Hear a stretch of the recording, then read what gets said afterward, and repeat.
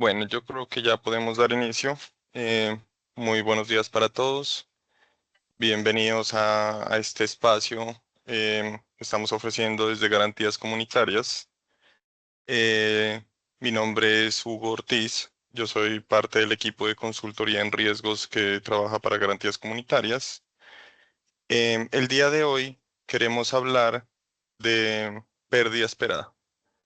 Básicamente, lo que queremos trabajar el día de hoy no es desde el punto de vista de cómo es la cuantificación, que es lo que hemos enfrentado como problema ya durante un buen tiempo, sino que queremos darle un enfoque más práctico de cómo esto se puede ver a nivel estratégico y a nivel de generación de valor para las cooperativas y los fondos. Entonces, desde ese punto de vista, vamos a trabajarlo en una noción más general, pero muy trabajada desde la parte práctica. Que Entonces, me preocupa nuevamente es que agradezco dejen ese, el creen. tiempo. Porfa, me ayudas, Manu, con los micrófonos. Listo. Entonces, vamos a empezar. Lo primero que vamos a hablar, pues, es desde el punto de vista regulatorio. No me voy a detener mucho aquí, solo vamos a hablar de lo que es un tema establecido bajo una regulación. Estamos hablando de la circular básica contable y financiera. Estamos hablando del capítulo 2, que es el sistema de administración de riesgo de crédito. Estamos hablando de los anexos 1 y 2, que son los que nos van a impactar en la cuantificación, pues, del riesgo. Entonces, vamos a irnos ya desde el punto de vista práctico a verlo dónde está dentro de la estructura del sistema. Lo que estamos viendo aquí es básicamente la estructura del sistema de administración de riesgo de crédito. Entonces, esto es un resumen de lo que está estableciendo la norma bajo la implementación que debemos realizar nosotros como entidades responsables de administrar el riesgo de crédito. Entonces, básicamente, ¿qué estamos viendo? Estamos viendo unas etapas y unos elementos. La parte de etapas, lo que nos está mostrando es la parte de gestión, o sea, realmente lo que vamos a hacer es un sistema. La parte sistémica de lo que estamos trabajando está dado en las etapas: identificación, medición, control y monitoreo, lo que nosotros entendemos o estamos más familiarizados como un ciclo de mejora continua. Esto lo que está haciendo es que en la medida que nosotros vayamos avanzando en la gestión del riesgo, debemos ir mejorando nuestra administración de él, entendiendo que el riesgo no quiere decir que no exista. El riesgo, de conocerlo, nos ayuda a nosotros a enfrentarlo, no desde el punto de vista de que eso nunca nos va a pasar, sino que las medidas que podamos adoptar no nos impacten de manera tan negativa. Entonces, desde ese punto de vista y desde la estructura que estamos hablando del sistema, nos vamos a enfocar únicamente en la parte de pérdida esperada. Entonces, la parte de la pérdida esperada está dada en la medición del riesgo, en la etapa de medición. Lo que nosotros estamos viendo es simplemente la parte cuantitativa del riesgo. Vamos a ver cómo esta cuantificación del riesgo nos va a impactar dentro de la entidad. Entonces, lo que vamos a hablar ahora sí es qué tanto nos afecta. Entonces, como estamos viendo acá, la pérdida esperada, siendo una parte de las etapas, tiene una incidencia muy grande entre los elementos y particularmente nos vamos a enfocar en la parte de la constitución de los deterioros como elemento y esto nos va a dar la información que es la constitución del deterioro individual. Y dentro de la constitución del deterioro individual vamos a hablar de la pérdida esperada como tal. O sea, esto es lo que ya nos está afectando contablemente y esto lo que nos está diciendo es, el riesgo tiene un costo para la entidad y eso es un deterioro. Entonces, entendiendo esa parte directamente relacionada que nos está hablando el sistema, es muy importante la administración de esta parte. O sea, entender y comprender la cuantificación del riesgo. Comprender la cuantificación del riesgo, permítame un segundo. Comprender la parte de la cuantificación del riesgo es lo que nos va a permitir a nosotros tomar medidas óptimas para disminuir el costo. Entonces, la pérdida esperada está dada en un costo. La cartera nos está costando, el riesgo nos está costando. La administración de la cartera nos va a disminuir los costos. Eso es lo que tenemos que tener muy claro frente a lo que nos está entregando. Entonces, ahora sí pasemos a la parte que ya es la transición que estamos haciendo. Entonces, aquí voy a dar el ejemplo. Obviamente, pues cada modalidad de crédito tiene una provisión diferente. Cada modalidad de crédito pues se comporta bajo unos días de mora, unas calificaciones y unas provisiones diferentes, pero vamos a hacerlo al ejemplo de la cartera de consumo y en una provisión individual de consumo como veníamos trabajando. Entonces, ¿qué tenemos en este momento o qué veníamos trabajando antes pues, de esta transición que estamos enfrentando? Simplemente nosotros conocíamos la altura de mora, o sea, es los días desde el incumplimiento, desde los días que llevaba la obligación sin cumplirse, y bajo esa la calificación. Y dado eso, entendíamos una deterioro o una provisión o un costo. Ese costo es lo que nosotros teníamos relacionado a la cuantificación del riesgo. Pero ¿qué diferencia hay en lo que veníamos haciendo a lo que vamos a hacer transición? De lo que veníamos es del riesgo materializado. Como lo podemos ver en la tabla, nosotros empezamos a tomar medidas, o sea, empezamos a provisionar o a generar costo cuando el riesgo se ha materializado. Es cuando la obligación ya está incumplida, o sea, es cuando nos incumplieron el pago donde tomábamos medidas de provisionar recursos. Este tema cambia con el modelo de pérdida esperada. Entonces, el modelo de pérdida esperada ya no nos está diciendo espere a que se materialice el riesgo, sino que nos está diciendo, entendiendo el comportamiento de pago de su deudor, la obligación tiene un costo. Entonces, desde ese punto de vista, ¿qué debemos comprender ahora sí? ¿Cómo funciona el modelo de pérdida esperada? Entonces, bueno, antes de que arranquemos con el de pérdida esperada, aquí había una parte muy digamos que dentro de las atribuciones le permitía a la entidad tomar una decisión respecto al nivel de provisión. Me explico. Si nosotros dentro de la norma, como estaba establecida, como estaba aplicando, nos decía que desde 31 días, lo mínimo que podíamos o que debíamos provisionar era el 1% para la cartera de consumo. Pero ese 1 no era limitante eh, hacia arriba, es decir, era el mínimo, pero no quiere decir que nosotros no pudiéramos provisionar 5, 10, 20, 30, 50 o 100%. O sea, nosotros directamente como entidad podíamos tomar la decisión de provisionar inclusive hasta el 100% cuando entre a B. Pero ¿eso qué significaba? Eso significaba que nosotros entrando a B, entrando a una provisión muy alta, lo que estamos diciendo es que no tenemos una administración de ese riesgo posterior a la materialización del mismo, es decir, no vamos a tomar medidas que mitiguen el impacto. Entonces, entre más alta fuera la provisión, entre más alta fuera este porcentaje, lo que estábamos diciendo era que administrativamente no teníamos medidas efectivas para la recuperación de la cartera. Entonces, cuando nosotros provisionábamos muy alto esta parte, sí estábamos conservando un recurso, pero estábamos, pues estábamos comunicando que nuestra efectividad en la recuperación era muy baja. O sea, estábamos diciendo, por decir algo, si ponemos el 10%, estamos diciendo que el 10% de todo lo que entra B se va a seguir deteriorando. Eso es lo que estamos diciendo cuando tomábamos una provisión de un porcentaje acá. Aquí lo que está diciendo básicamente es que alrededor del 1% de lo que entra B tiene la posibilidad de seguirse deteriorando, lo mínimo. Pero entendiendo nuestro negocio y entendiendo nuestro comportamiento, podríamos esto provisionarlo mayor. ¿Para quién aplica esto de una forma más práctica y desde el punto de vista operativo? Sí da para un fondo de empleados que tiene una relación directa y es que cuando el empleado pierde la condición de dependencia, pues pierde la parte de empleado de la patronal, pues efectivamente la mayoría de esas obligaciones se ruedan. Entonces, en esos casos, la materialización del riesgo sí era definitivamente una condición que nos dice mucha de esa plata se va a perder, entonces deberíamos provisionar más alto.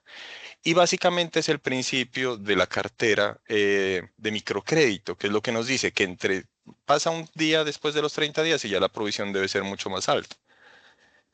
En ese orden de ideas, pues nosotros conociendo nuestro negocio, o sea, conociendo el comportamiento de pago de nuestros deudores, debíamos determinar como consejo de administración o como junta directiva, pues cuáles eran los porcentajes que íbamos a definir. Entonces eso era a partir del conocimiento nuestro y de nuestras capacidades y de nuestro entendimiento del negocio, definíamos cuáles eran los porcentajes de provisión. Hoy no, hoy con el modelo cambia. Entonces el modelo nos está diciendo una cosa muy diferente. El modelo nos está diciendo ya no es un porcentaje. Ya no vamos a provisionar un porcentaje de lo que deba la persona, sino que vamos a trabajar sobre un modelo matemático, es decir, sobre una cuantificación dada por una probabilidad de incumplimiento, un valor expuesto del activo y una pérdida dada del incumplimiento.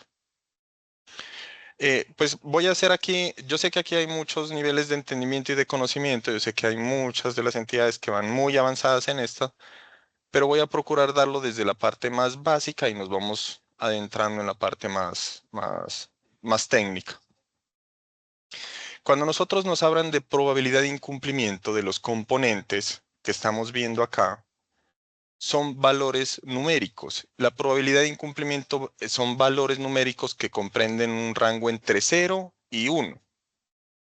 ¿Qué quiere decir la probabilidad de incumplimiento? Quiere decir que es la posibilidad que tiene un deudor de incumplirme con la obligación. ¿Qué tan posible es que una persona me incumpla? Como esto es un modelo establecido por una superintendencia y es un modelo establecido bajo una metodología matemática, bajo estudios que hicieron en otra parte, bajo un análisis de cartera de información que nosotros mismos transmitimos a la superintendencia, esta probabilidad de incumplimiento se estableció bajo unos criterios de ellos. Y esto es la parte cuantitativa, que ellos nos dicen cuánto es la probabilidad de incumplimiento. ¿Bajo qué criterios? Bajo los que establece el modelo. En este caso, voy a adelantarme un poquito aquí y me regreso, van a estar dados por unas fórmulas. Entonces, estos eventos, esto que vemos aquí resaltado en negrita, EA, mora 1260, sin mora, son eventos, quiere decir situaciones que se materializan. ¿Qué quiere decir sin mora? Entonces se entiende desde la descripción que es una obligación que no ha entrado en mora y tiene una condición de afectación sobre la probabilidad de incumplimiento. Ya vamos a entrar un poquito más a lo técnico acá. Entonces, esos eventos tienen incidencia en la probabilidad de incumplimiento. Ese valor entre 0 y 1 nunca va a ser cero. No, dentro del mismo modelo, y eso es pues por racionalidad, no puede decirse que nunca me va a incumplir. O sea, esto no es que prediga el futuro. Entonces, entendiendo que siempre existe una probabilidad de incumplimiento, este valor nunca va a ser cero. Y el valor está dado en tablas y nunca va a partir por algo menos que cero. O sea, nunca va a ser cero, nunca va a llegar a cero. Entonces, este valor es una multiplicación por esta parte, nunca va a dar cero. El valor expuesto del activo sí es el dinero. El valor expuesto del activo ya estamos viendo la plata, el dinero. O sea, realmente cuánto está expuesto, cuánta plata nos puede llegar a deber una persona. O sea, cuánto tenemos en cartera que pueda afectarse si no nos paga. Este valor expuesto del activo sí es un saldo, es un valor del monto que le prestamos, que tiene incidencia también de los intereses que se causan, que también tiene incidencia por parte de los costos relacionados a la obligación. Es decir, si yo le presté a una persona 1 millón y de ese millón se han generado 50.000 pesos de intereses, pues si no me paga, voy a perder el millón y voy a perder los 50.000 de intereses. Entonces se suma. ¿Qué tiene en resta? O sea, ¿qué le disminuye el valor expuesto del activo? Lo que yo tenga. Y en este caso, ¿qué tengo yo? En este caso inciden para la parte técnica los aportes y el ahorro permanente. Entonces, en ese orden de ideas, eso resta, o sea, eso disminuye el valor expuesto del activo. Este valor sí puede ser cero. ¿Cuándo va a ser cero? Cuando el ahorro permanente y el aporte superen el monto que yo tengo prestado. Si lo que yo tengo prestado más los intereses, incluyendo los intereses e incluyendo los costos, por ejemplo, seguros de la obligación, consultas en centrales de riesgo y todo costo asociado que no me lo han pagado, pero yo lo incurrí para prestarle el dinero, es menor a lo que la persona o el asociado tienen aportes, pues obviamente este valor va a ser cero. Y cuando esto es cero, no importa lo que lo multiplique. La pérdida esperada, es decir, la provisión va a ser cero. Entonces, en este caso particular, sí los valores pueden llegar a ser cero. Este valor expuesto del activo sí puede ser cero. ¿Cuándo? Cuando yo tengo cubierto y nosotros lo trabajamos a diario. Nosotros cuando decimos, no, vea, es que podemos prestarle a un asociado porque tiene ese monto en aportes. Es racional. ¿Por qué? Porque podemos cubrir la deuda con los aportes. Ah, no, es que el ahorro permanente más los aportes le están sumando mucho más de lo que nos está pidiendo prestado. ¿Por qué ponemos tanto problema para prestarle si no nos va a costar? O sea, no va a conllevar un costo prestarle esa plata. O sea, nunca vamos a tener que provisionar. Cosa muy diferente es que nos pueda llegar a afectar el indicador de cartera, que la idea es que vayamos a ver esa parte también. Entonces, este valor sí puede ser cero. Y viene el otro componente. El otro componente se llama pérdida dado el incumplimiento. ¿A qué está relacionada la pérdida dado el incumplimiento? Al tipo. Y aquí sí quiero ser muy enfático en el término tipo. Es el tipo de garantía que respalda la obligación. No es el valor de la garantía, es el tipo de garantía que la está respaldando.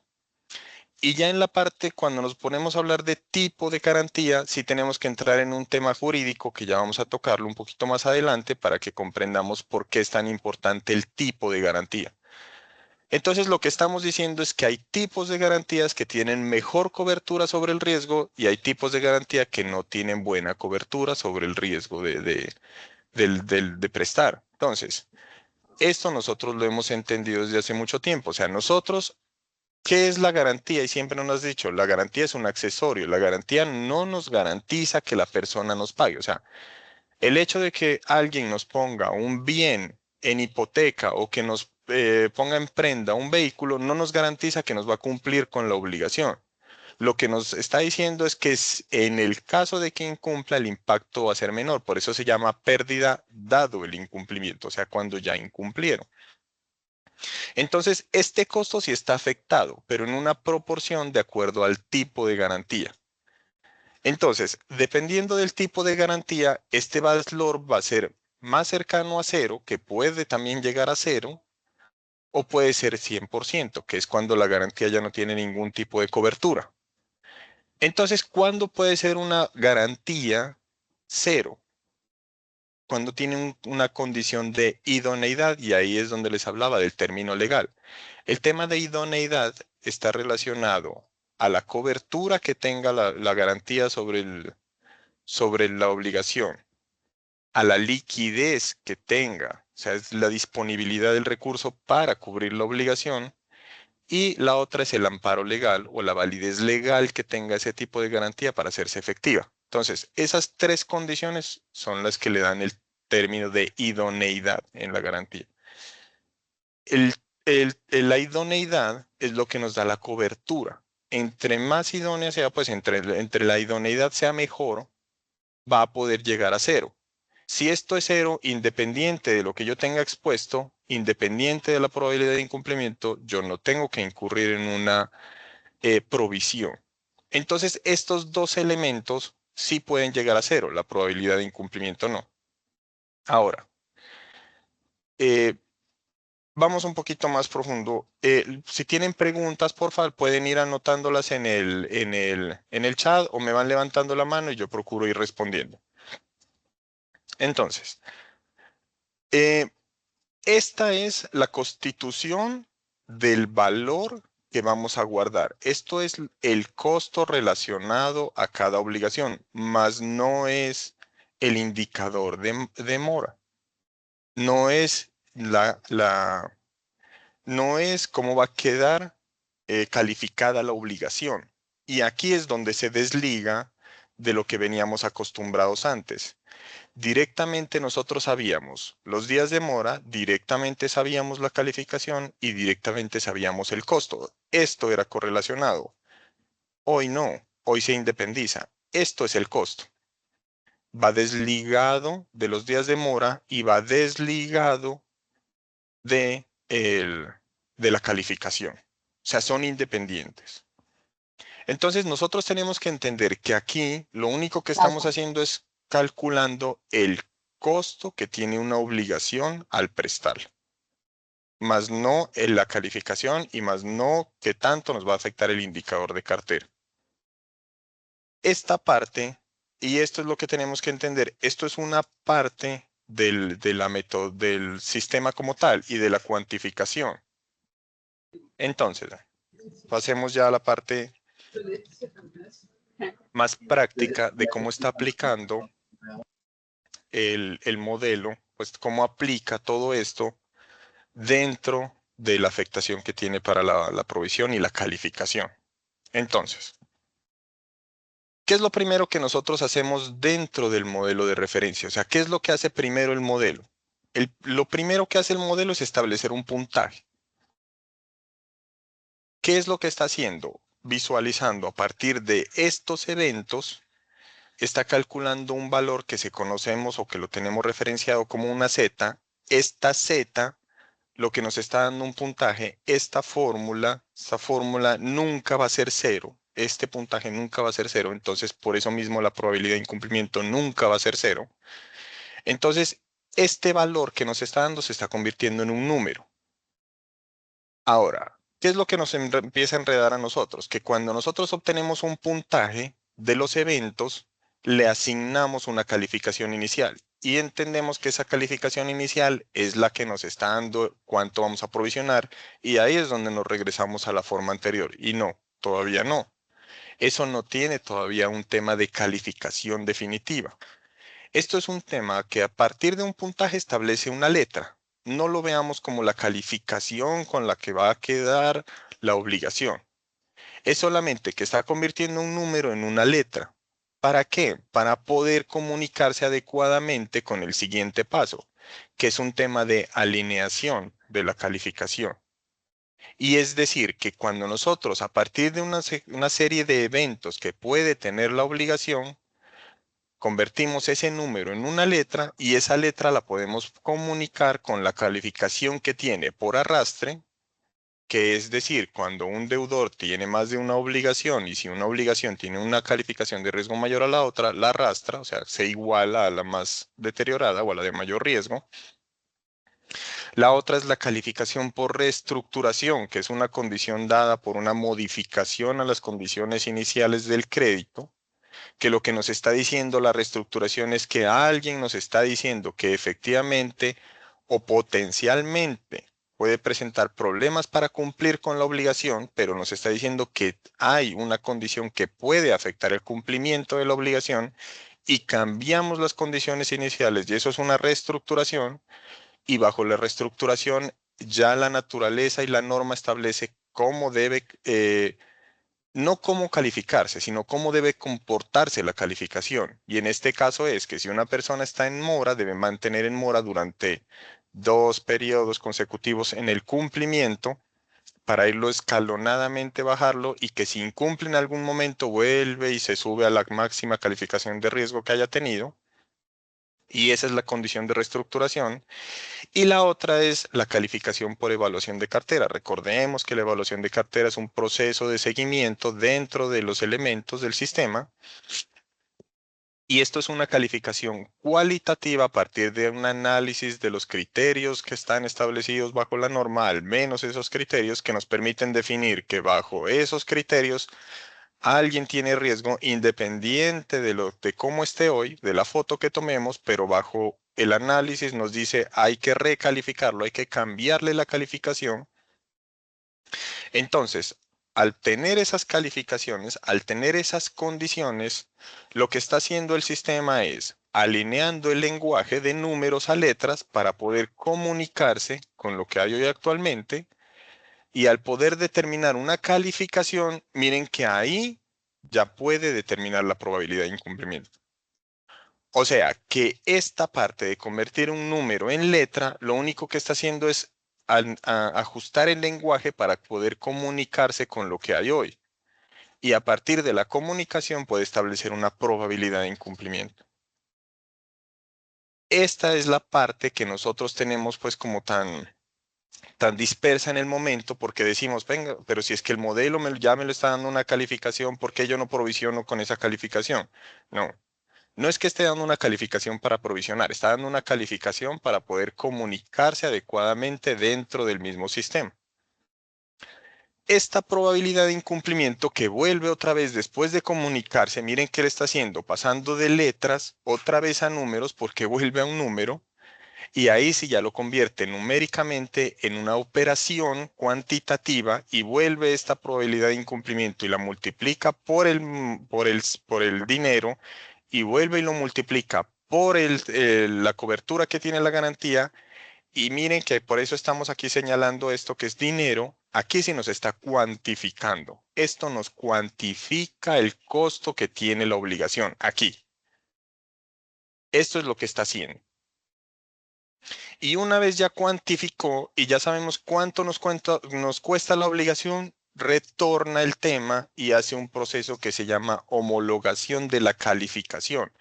Es decir, que cuando él asignó esta calificación del modelo, no esta de acá, del modelo, la homologación lo que hace es analizar los días de mora y a partir de esos días de mora define una calificación definitiva que esa sí ya es la calificación que nos va a afectar el indicador de cartera. Entonces, en resumen, cambia significativamente la forma como comprendemos hoy la afectación de la calificación y del costo que tiene la obligación. Este modelo sí nos modifica significativamente esa parte.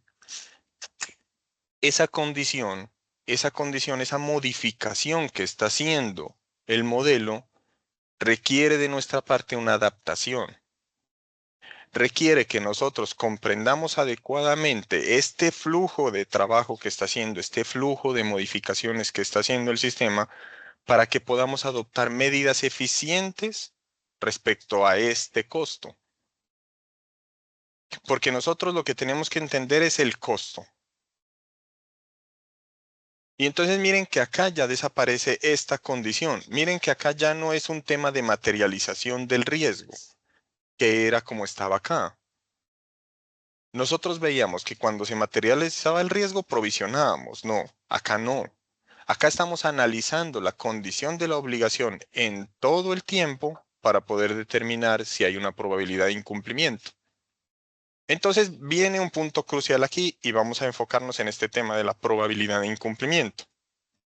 Vean. La probabilidad de incumplimiento, como les decía, está afectada por los eventos. o sea, por situaciones que se han materializado. Para que lo comprendamos mejor, ¿qué significa esto? Ah, bueno, pues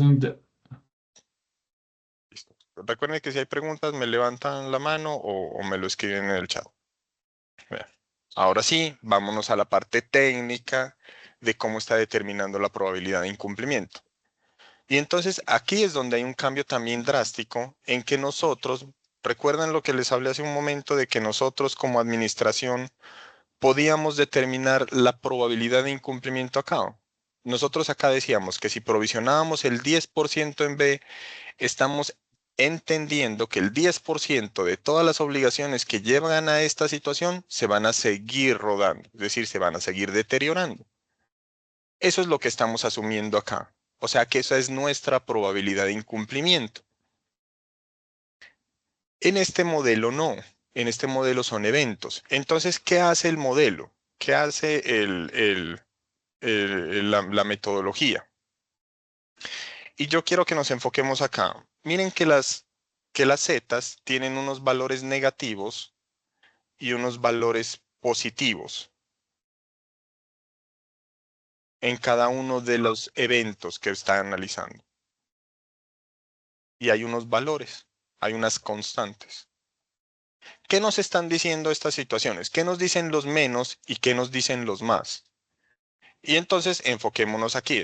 La primer constante que no depende de un evento es un valor negativo. ¿Qué está asumiendo el modelo a partir de esta condición? Está entendiendo que entre mayor sea el valor negativo, entre más alejado esté del cero negativamente, es menos probable. Eso es lo que tenemos que entender. Entonces, ¿qué tenemos que comprender es? Los valores negativos tienen incidencia en disminuirnos la probabilidad de incumplimiento. Y mírenlo acá. Nos está diciendo, y aquí es donde uno comprende la lógica del modelo, nos está diciendo, vea, esta EA se llama estado del asociado y lo único que mide es que si el asociado es activo o inactivo. Y miren la incidencia que tiene un valor de -2. Eso está restándose con el -1 y nos está dando -3 punto algo. Entre más lejos podamos estar del cero negativamente, menos probable. Es decir, que más la probabilidad va a tender a cero. Y miren cómo es la lógica de esto. La libranza es un tema de que si el asociado es activo, hay mucha menos probabilidad de incumplimiento y eso lo tenemos por lógica, eso sabemos. Las libranzas no son garantía de pago, pero el indicador de cartera por libranza es mucho menor que el indicador de consumo sin libranza. Y aquí lo está reflejando el modelo.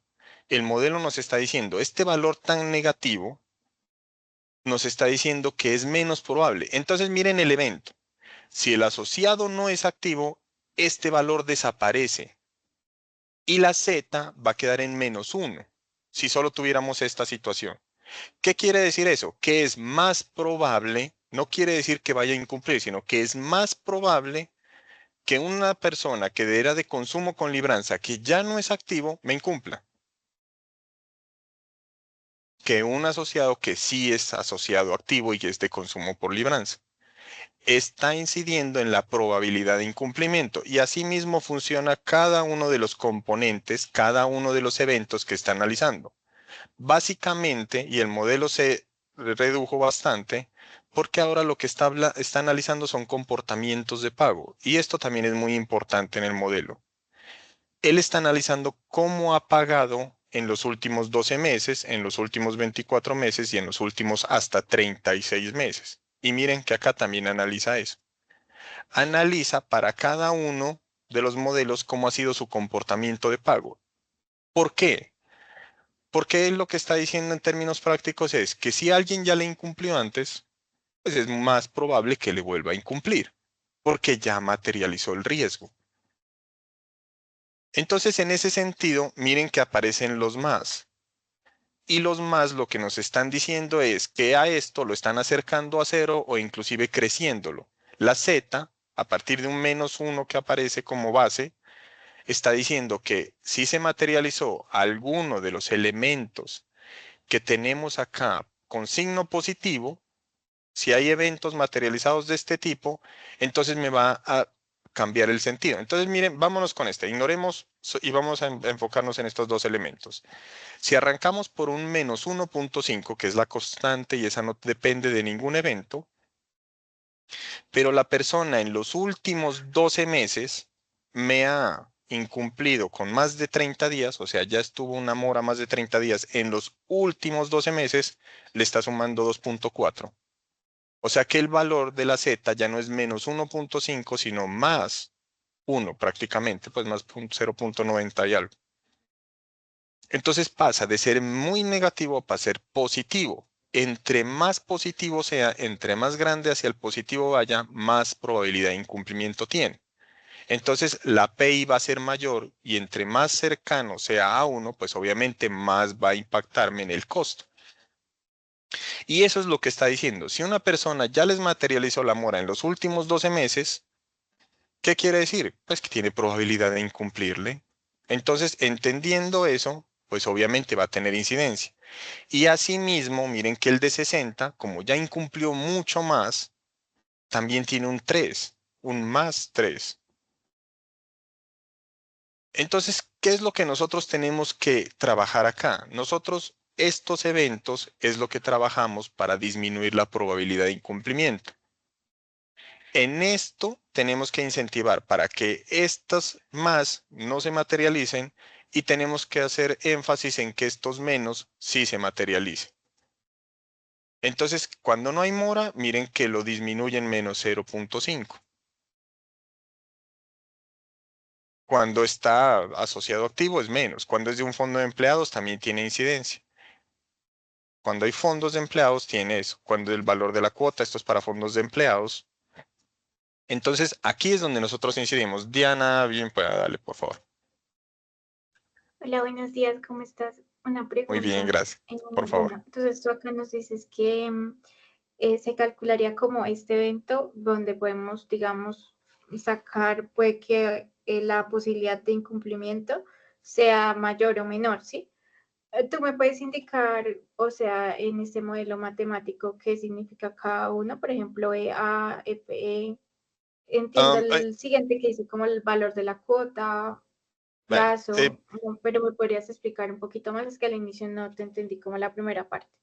claro que sí. No me voy a profundizar mucho porque cada elemento cambiaron mucho. O sea, estos, por ejemplo, este Mora 2430N tiene una cantidad de componentes que inciden, pero básicamente te voy a explicar lo que hay.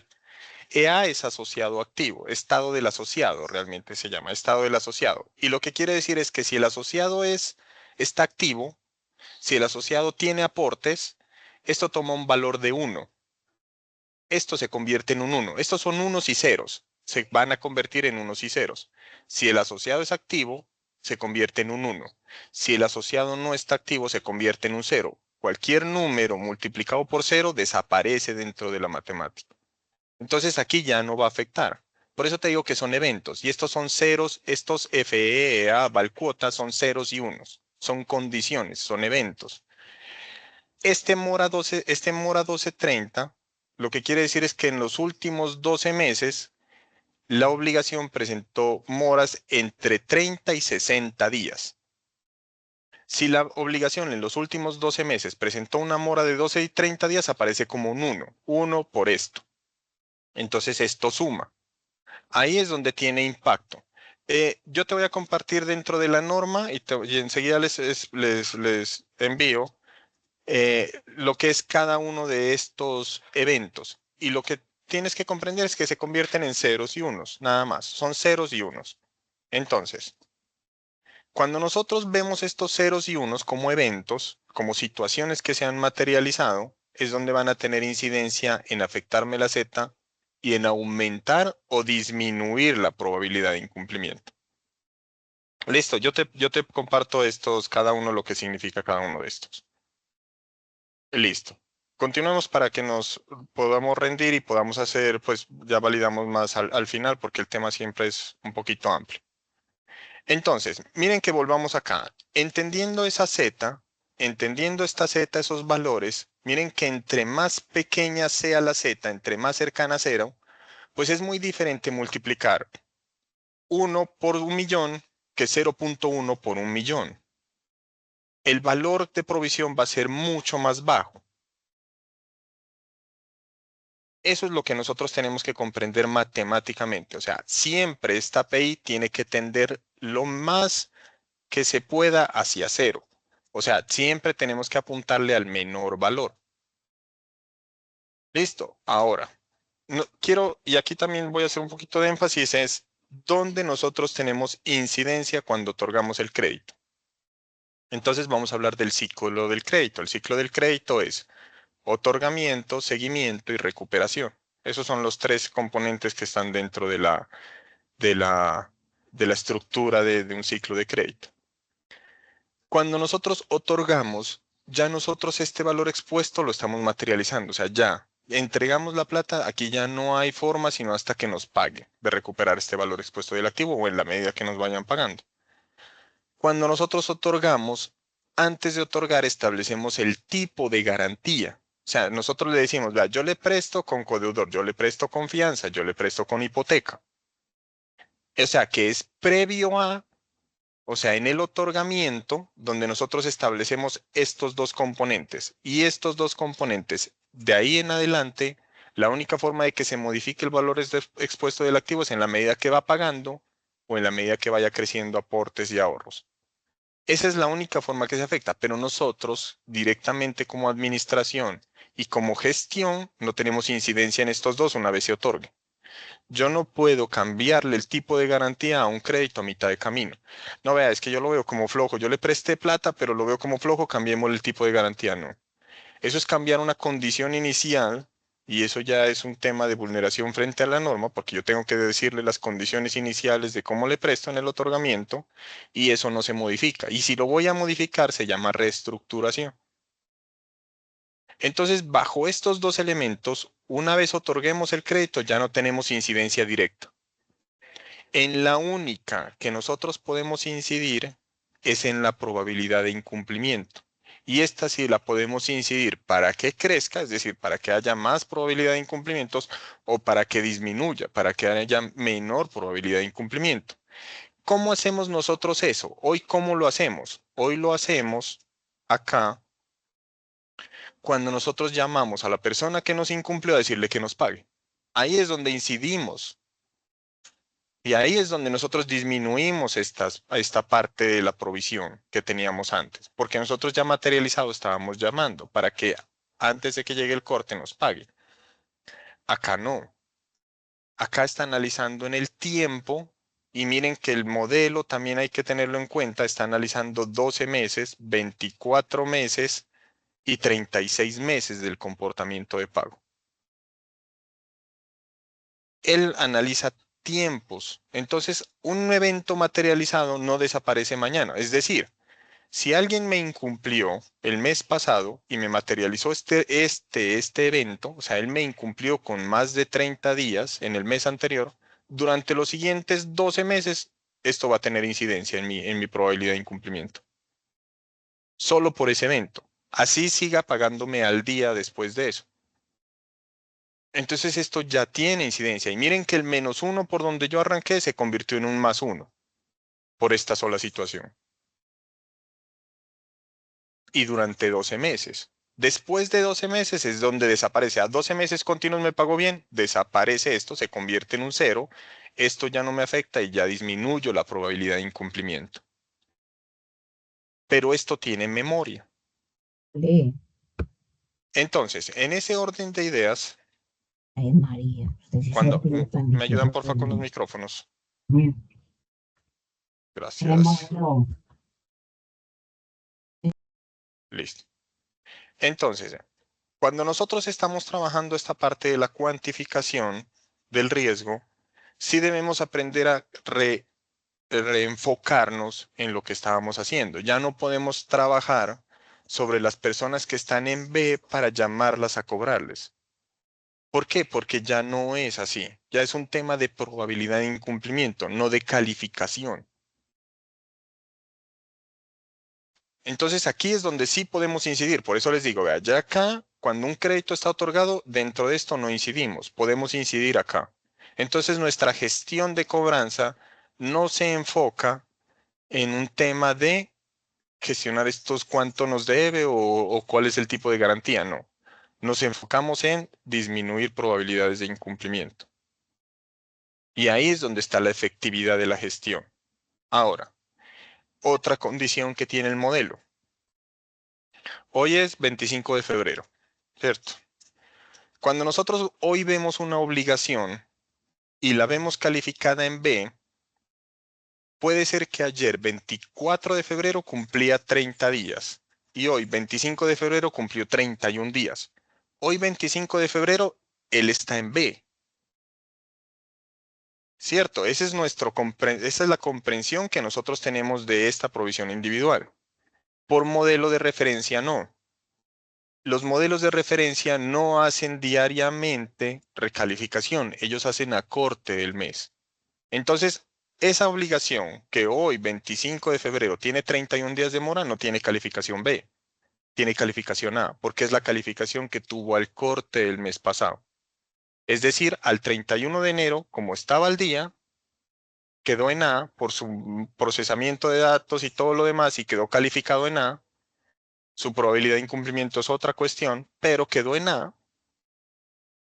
Y entonces no podemos guiarnos por la calificación para definir qué nos va a provisionar o no.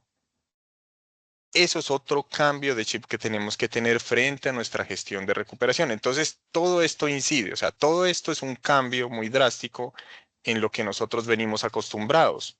Entonces, ¿qué hacemos nosotros para gestionar el riesgo en este caso? Proyectamos.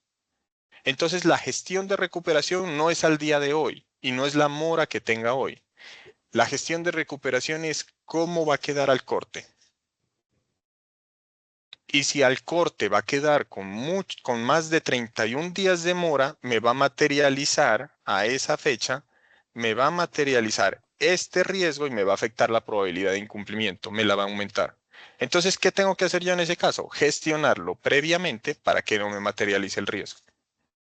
Entonces, las carteras ya no son en evento materializado, es en proyección a corte. Porque al corte es donde corre el modelo. No corre todos los días, no corre a toda hora. Ese también es un cambio que nosotros tenemos que empezar a adaptar a nuestros equipos de recuperación de cartera. Entonces, cuando nosotros tenemos esos temas, miren que ya aquí aparece el tema de probabilidad de incumplimiento. Lo voy a hacer para cooperativas de ahorro y crédito, pero cada uno tiene unas probabilidades diferentes. Fondos de empleados, mutuales, multiactivas, todo esto tienen probabilidades diferentes. Las tablas están dadas. Esto es para que ilustremos un poquito esta parte. La probabilidad de incumplimiento a partir de la calificación, recuerden, vámonos por acá. Puntaje, eventos, encontró ese número, le asignó una calificación inicial basada en ese número, lo convirtió en el lenguaje de que se pueda alinear con las calificaciones existentes, y cuando llegó a esa calificación existente, entonces sí dice, como él quedó en C y es un consumo de libranza, le va a dar una probabilidad de incumplimiento de 4.41%. O sea que ahí me está diciendo la probabilidad de incumplimiento y nunca es cero. Y esto que se llama incumplimiento es cuando tienen toda obligación de más de 90 días ya incumplió. Entonces, ese es el punto de default que establecieron ellos. No quiere decir que para todos aplique 90 días. Algunos puede aplicar a los 30 días para consumo. Pero nos está diciendo la probabilidad de incumplimiento después de 90 días es 100%. ¿Qué quiere decir eso? Que es mucho más seguro que se pierda eso a que se recupere. Eso es el punto de default y por eso se llama incumplimiento. Entonces, estos porcentajes, estas probabilidades de incumplimiento, miren que está en 0.5, 0.6, 4.41, 4.48 y 22, dado por una letra, es donde empezamos a tener en cuenta este valor. Entonces, ahí es donde nosotros tenemos que intervenir a disminuir esa probabilidad de incumplimiento, siempre buscando la forma de que sea el menor posible. No puede ser menor para el de consumo con libranza, no puede ser menor a 0.5. no puede ser menor a 0.5. O sea, siempre va a tener probabilidad de incumplimiento. ¿Dónde nosotros podemos disminuir o que no tenga costo relacionado? Que el valor expuesto del activo, o sea, es decir, que los aportes cubran las obligaciones o que el tipo de garantía me cubra toda la obligación. En esos casos sí puede ser 0. Si no, siempre va a tener probabilidad de incumplimiento. Y esto es lo menos para el de consumo con libranza para especializada de ahorro y crédito. Consumo sin libranza es 1.5 de probabilidad de incumplimiento y comercial persona natural es 1.11. Esos son los fondos, las menores probabilidades de incumplimiento que vamos a tener. Por muy bien que nos pague alguien, tiene probabilidades de incumplimiento. ¿Qué sí nos están diciendo? Que los que son de libranza obviamente tienen menor probabilidad de incumplimiento. Que el consumo sin libranza sí tiene la más grande, inclusive más grande que la de la comercial persona natural. ¿Por qué? Porque ellos analizaron todo eso en las bases de datos que les dispuso la superintendencia para determinar esos valores. Ahora, cuando nosotros tenemos estos valores, ya podemos hablar de la PDI, la pérdida del incumplimiento. Entonces, acuérdense que acá es tipo de garantía. Entonces, ¿qué pasa?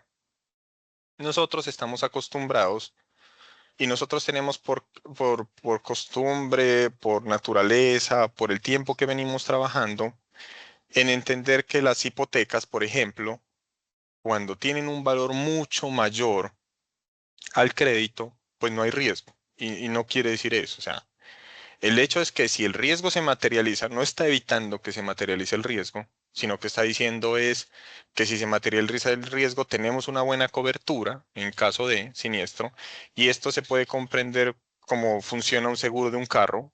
Un seguro de un carro no evita que yo me estrelle. Un seguro de un carro no evita que a mí me roben el carro. Un seguro de un carro funciona es que si yo sufro un accidente o si se robaron el carro, pues algo me lo va a reponer. Y igual pierdo porque tiene un costo relacionado a sostenerlo y va a haber un deducible y una cantidad de costos para hacer efectiva la garantía. En ese caso, y eso es lo que está diciendo acá, ¿vea? A pesar de que usted tenga una tipo de garantía hipotecaria, esto es el 40% de ese valor queda expuesto. Es decir, vea, usted tiene 10 millones de pesos y tiene una hipoteca. Y la hipoteca vale 2.000 millones de pesos. Le está diciendo, vea, de todo lo que nosotros hemos estudiado, esas hipotecas no se pueden hacer efectivas y usted puede perder hasta el 40% de ese valor. O sea, de los 10 millones que tenía puede perder el 40%. O sea, eso es lo que nos está diciendo el tipo de garantía. Entonces, hay tipos de garantías que por su condición tienen mejor cobertura. Y aquí están dados estos porcentajes. Pues aquí es un tema de días de mora, pero vámonos a la base y después ya vamos a ir comprendiendo esta parte en la medida que avancemos. Pero lo que nos están diciendo es que hay garantías idóneas, hay garantías no idóneas y hay sin garantía. Entre más alto el valor, pues obviamente va a ser mayor el costo. Entonces miren que acá es lo que estamos diciendo. Voy a hacerlo, ya voy a pasar a la parte matemática para que veamos esto en operación. Bueno, les pregunto, ¿cómo vamos hasta ahí? ¿Vamos comprendiendo bien? ¿Más preguntas, comentarios, por favor?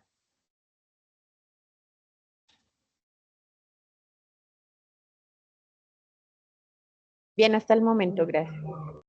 Listo, perfecto. Entonces vamos a hacerlo en un tema práctico. Vean. Cuando nosotros hablamos de los créditos que otorgamos, pues lo que estamos diciendo es que, por ejemplo, si vamos a prestar 10 millones, listo. Esto es lo que estamos diciendo. Que si nosotros tenemos un crédito de 10 millones y lo tenemos en hipoteca, esto es lo que nos tenemos en probabilidades de incumplimiento en rangos. Este es el menor para un consumo sin libranza. Acuérdense que estoy aquí resumiendo consumo sin libranza en una cooperativa de ahorro y crédito con estas probabilidades de rango de incumplimiento entre esto y esto. Esto es A, esto es C y esto es en incumplimiento total. Y aquí vamos a analizarlo por el tipo de garantía que incidencia tiene, o sea, cuál es el costo que tiene relacionado. Entonces miren que acá cuando nosotros empezamos a ver esto, lo que estamos diciendo es, bueno, Si yo tengo un valor expuesto, y aquí ya estoy pues asumiendo que le sumé los costos y le resté los aportes y todo eso, entonces aquí él vea, pues hagámoslo más bien así, es de 10 millones de pesos. Entonces lo que estoy diciendo es que si yo tengo una garantía hipotecaria y la persona o el deudor tiene una probabilidad de incumplimiento de 1.5, y miren que yo tengo garantía hipotecaria con una persona que me paga bien, el costo o la pérdida esperada es de 60.000 pesos. O sea, ya arranqué con un costo independiente y yo estoy seguro de que siempre me paga bien y que él es el que mejor paga y no hay forma de que no me pague. Sí, efectivamente, está muy bien, pero aún así hay una probabilidad pequeña. O sea que el menor costo que puede tener este valor expuesto son esos 60.000 pesos, teniendo una hipoteca. Cuando la persona tiene una probabilidad de incumplimiento alta, y aquí es donde ya empezamos a ver este tema, o sea, cuando ya por este tema de calificaciones y las condiciones de pago y que me ha incumplido y me ha materializado muchos riesgos, se me va hasta ahí. Ya estamos hablando de un 41%, con el mismo tipo de garantía, esto pasa de costarme 60.000 pesos a costarme 1.668.000 pesos. Si tiene un mal comportamiento de pago o si tiene una probabilidad de incumplimiento de este tipo. Y si ya me incumplió, que ya es después de los 90 días, teniendo inclusive esta garantía, me va a costar 4 millones de pesos. Ahora, ¿qué pasa si yo esos 10 millones de pesos no los tengo con hipoteca, sino que tiene un CDAT que me cubre esa obligación? Por ser una garantía idónea, porque cumple liquidez, porque cumple validez legal y cumple cobertura, porque es un CDAT de 20 millones de pesos, y aquí sí tengo que ser muy enfático, esto es cero. Y cero por lo que sea cada cero. O sea, yo nunca voy a provisionarle a esta persona. Pero si el CDAT es de 5 millones de pesos y esto no cubre el valor expuesto, no cumple la condición de idoneidad, entonces no me sirve como este tipo de garantía. No cumple con la condición que está dada acá, que son pignoras, depósitos de dinero en garantía. Para que haya un tema de idoneidad, tiene que cumplir las tres condiciones, si no, no es idóneo. Esas condiciones de idoneidad son las que tenemos que tener en cuenta. Entonces, volviendo. Estoy asumiendo que es un CDAT que cubre la obligación. Entonces, en ese caso, yo ya no voy a tener costo relacionado. Ahora con la prenda, que es una prenda de vehículo generalmente. En este caso, la PDI se me va hasta 0.5 y miren que el costo por tenerlo en esta misma condición es de 60.000 pesos, pero con una prenda es de 75.000 pesos. Se me sube el costo, teniendo la misma probabilidad de incumplimiento, teniendo el mismo VEA, pero cambia por el tipo de garantía y me cuesta 75. Y si ya lo pongo con fianza codeudor, que es una garantía no idónea, se me pasa 90.000 pesos. Y si lo pongo sin garantía, se me pasa 112.000 pesos. Entonces, ahora sí. Y miren cómo se mueven los demás valores. Nosotros, comprendiendo esto, podemos determinar cómo prestarle a una persona. Entonces, esto ya me empieza a impactar las condiciones del otorgamiento. ¿Por qué? Porque yo de entrada puedo conocer cuánto me puede costar una obligación. Entonces cambia significativamente. Es que esto es lo que yo les estoy diciendo es, esta plata se va a ir a provisión. Esto me va a afectar contablemente el deterioro. Y eso que estoy hablando de un escenario muy bueno donde la persona sí me va a pagar bien. Entonces, ahora sí, yo bajo qué condiciones, comprendiendo el juego que yo tengo por cada tipo de garantía, estoy dispuesto de determinar la condición del crédito. ¿Cuáles son las condiciones que yo voy a determinar para hacer esto? Y eso se llama límites. Y también se puede determinar como apetito al riesgo. A partir de esto es donde se determina la pérdida esperada y el apetito al riesgo como límite. Pero es con este juego de otorgamiento. Entonces, aquí es donde nosotros vamos a empezar a jugar. Y aquí es donde va a empezar a cambiar la forma también que nosotros tenemos que adaptarnos en eficiencia financiera a determinar políticas de otorgamiento. Que eso es efectivamente lo que hacen las entidades financieras. Ah, yo le presto 5, deudor, yo le presto sin nada. Eso sí, a más tasa. ¿Y cómo le presto? Conociendo esto.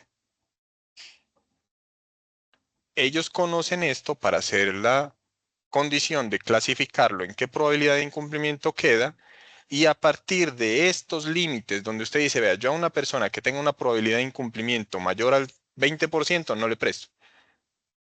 Eso es un límite de riesgo. ¿Por qué? Porque yo ya estoy entendiendo que a partir de esto me va a empezar a costar mucho. Ah, no.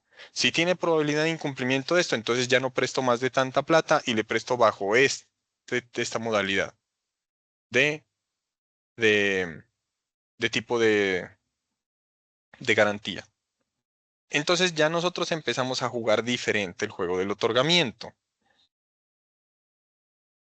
Eso también tenemos que empezar a comprenderlo porque estamos hablando de costos relacionados directamente a la provisión. Listo, entonces, ahora sí, volvamos acá. Cuando nosotros estamos haciendo esa parte del costo y ya terminamos de hacer el costo de la obligación, ahora sí empezamos a hacer el tema de la calificación, que es lo que nos va a dar a nosotros nuestro indicador de cartera, nuestra clasificación dentro del PUC, que nos va a hacer 0,5, 10, 15, 25, pues la clasificación de la 14. Entonces eso es lo que nosotros tenemos que entender como reglas de homologación. O sea, esta calificación homologada es la que nos va a definir cuál va a ser la calificación de la obligación para hacer la asignación contable.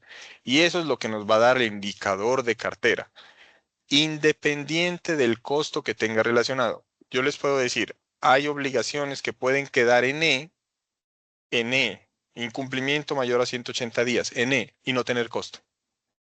No tienen pérdida esperada. ¿Por qué? Porque tenemos una garantía idónea que nos está cubriendo todo.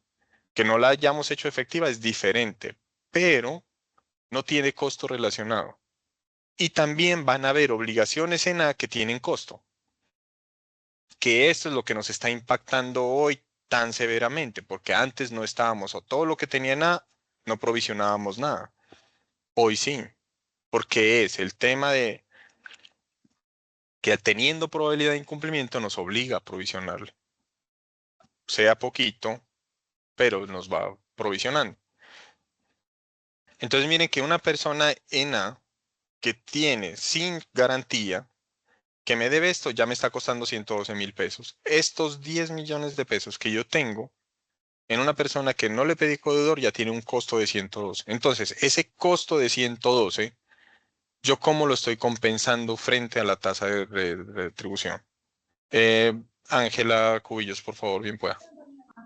Sí, tú estás explicando ahí un ejemplo. En ese ejemplo, ¿nos podrías explicar el tema, por ejemplo, de las alicuotas? Ah, voy. ¿Cómo se calcularía? Sí, Gracias. voy. Listo. Vean, vamos bien hasta ahí, ¿cierto? O sea, vamos claros en que estamos hablando de un costo relacionado, ¿cierto? Ahora, Sí, señor. ¿qué es lo que está pasando con el tema de las alicuotas? Y voy a volver acá a ver. Nuestra provisión individual, lo que nosotros estábamos haciendo era esto. O sea, nosotros provisionábamos el 1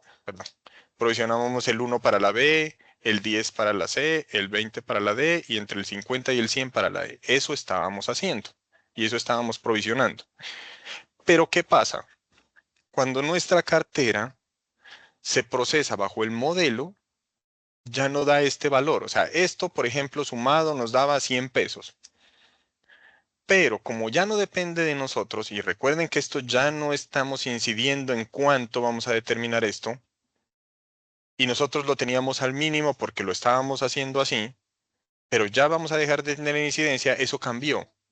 Y ya por modelo, esos 100 pesos ya no son 100 pesos, sino que son 150 pesos por modelo. y es exactamente la misma cartera, no tiene ninguna diferencia. Lo que pasa es que al ver los eventos y eso, al verlo frente al modelo, nos está impactando y nos está aumentando ese costo, entonces hay que hacer un tema de esos 50 pesos. Esos 50 pesos de diferencia que hay frente a lo que aprovisionamos hoy, a lo que está haciendo el modelo, se llama transición. Esa es la transición que nos está costando tanto. Ahora, ¿qué dijo la norma? ¿Qué es lo que nos está diciendo la norma? Vea, esos 50 pesos, pues no se impacte de un mes a otro con 50 pesos porque el impacto va a ser muy grave a nivel financiero y puede darle hasta pérdidas y eso pues obviamente es contraproducente para tomar, pues para el giro del negocio, puede inclusive hasta quebrarlo. Entonces, no. Vamos a hacer esto. Esos 50 pesos de diferencia los pueden diferir hasta 36 meses. ¿Eso qué quiere decir con diferirlo? Que nosotros podemos partir esos 50 dividido entre 36 alicuotas, o sea, cuotas iguales. Entonces nos da, pues, no sé, 0.7, 0. A ver, entonces nos da eso. Entonces, ¿qué es lo que está diciéndonos en términos prácticos? Cuando nosotros tenemos ese valor, esa alicuota, ese 50 dividido entre 36, ¿cuánto da? No sé, ¿me ayuda alguien, por favor? ¿Cuánto da 50 dividido entre 36? 1,38. Sí. Bueno, listo. Ese 1.38. Ese 1.38 pesos, entonces, ¿qué voy a hacer yo? ¿O qué es lo que debemos hacer contablemente? Vamos a seguir cuantificando por pérdida esperada. O sea, siempre nos va a dar 150, 151, 152. Pero no vamos a provisionar 151, 152. Vamos a provisionar 100 más la alicuota. Y entonces ya vamos constituyendo. Entonces, el primer mes eran 100, pero como nos daba 150 por pérdida esperada, pero no vamos a provisionar 50, sino 1.36, entonces ponemos 101.36. El siguiente mes, la provisión me está dando 152, pero no vamos a provisionar 152, vamos a provisionar 101.36 más el otro 1.36. Y así, eso lo que está haciendo es irnos subiendo gradualmente esa provisión individual hasta que lleguemos a alcanzar a la provisión ya del modelo. Entonces lo que nos está diciendo es dividan esa diferencia entre las alicuotas que ustedes quieran, pues hasta 36, y vayan guardando cada mes esa cuota adicional y vayan subiendo la provisión individual. Eso ahora sí, contablemente es otra cosa. Contablemente es muy diferente. Contablemente, y eso es lo que nos está enredando, porque eso es una operación contable.